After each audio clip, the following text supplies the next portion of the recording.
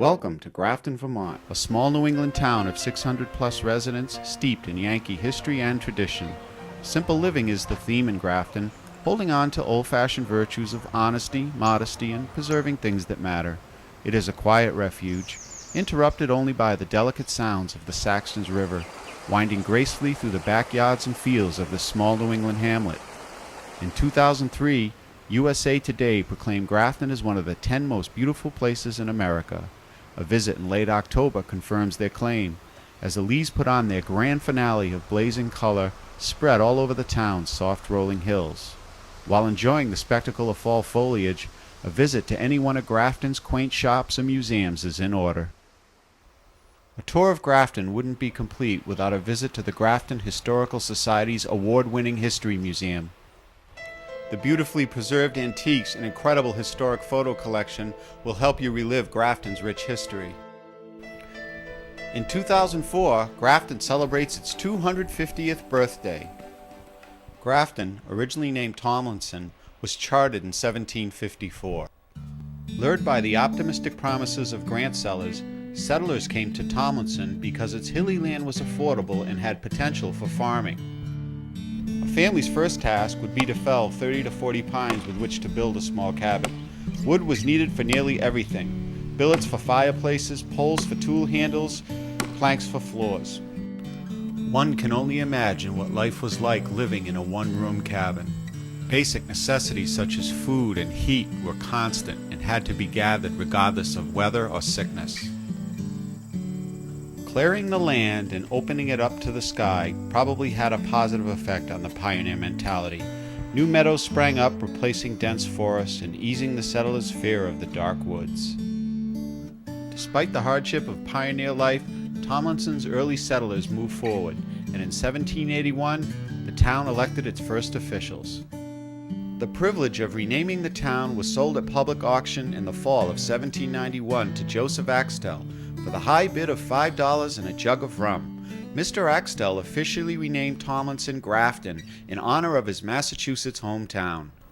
Grafton's first commercial product was potash, made from the ashes of burnt trees. The ashes were leached with water, and the resulting dark liquid lye was boiled down to a gray powder. England and France had overcut their own native forests and were dependent on the import of potash to be used as fulling soap to wash sheep's wool before milling. While potash was Grafton's first industry, soapstone was its most lucrative. Grafton pioneers first discovered and quarried their own soapstone in 1784.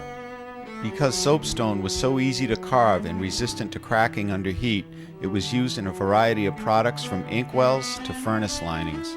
In the latter part of the 19th century, potash and soapstone were replaced by superior products, bringing forth the demise of both industries.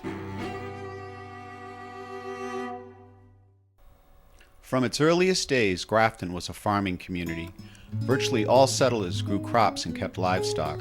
The work was daily, and it was hard. Cash was scarce, and families had to be largely self-sufficient, using any crop surplus as barter for other basic necessities. Farmers also developed a number of cooperative enterprises, including the pooling of labor and resources, which helped them accomplish tasks too great for one family. Orchard farming in Vermont was not done on a large scale until the late 19th century. Because no wild, edible apples grew in the United States prior to European settlement, pioneers had to bring their own apple seeds or grafts and wait patiently for the trees to mature. Once they had apples, they had the source for cider.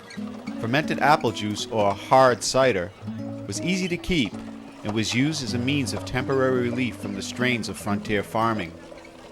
Overconsumption had the opposite effect. Some women could only stand by and watch as their once productive spouses spiraled into the depths of alcoholism.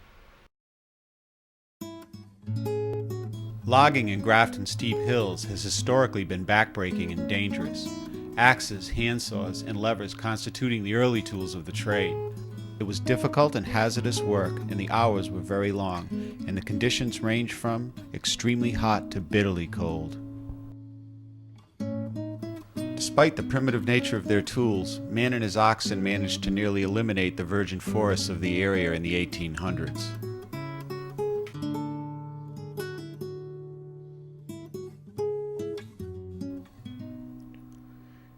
Sheep were a source of wealth to Grafton and all of Vermont in 1830. Flourishing in Vermont, sheep outnumbered people 5 to 1 by the year 1840. In 1850, more than 10,000 grazed in Grafton. With the import of wool from Australia and South America, the price of fleece dropped sharply, but Grafton's economy did not suffer as much as other Vermont towns because its farmers still found a ready market for their fleece at the 2 local woolen mills. At the end of the Civil War, the demand for woolen cloth declined, and so did Grafton's sheep industry.